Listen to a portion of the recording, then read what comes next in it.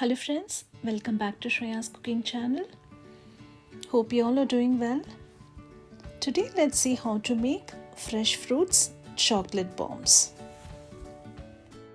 The main ingredients we need for this recipe are semi-sweet chocolate chips and fresh fruits.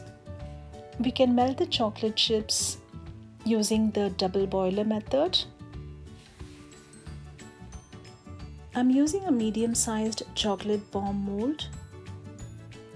Let's see how to make fresh fruits chocolate bombs.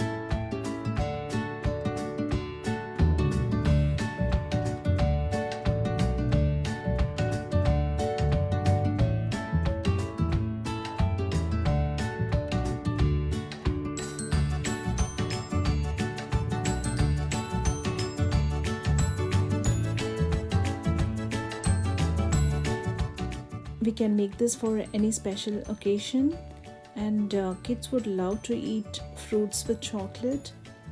So try these fresh fruits chocolate bombs and post your comments, and also please subscribe to Shreya's cooking channel and don't forget to click the bell icon. Thank you for watching. Take care and stay safe.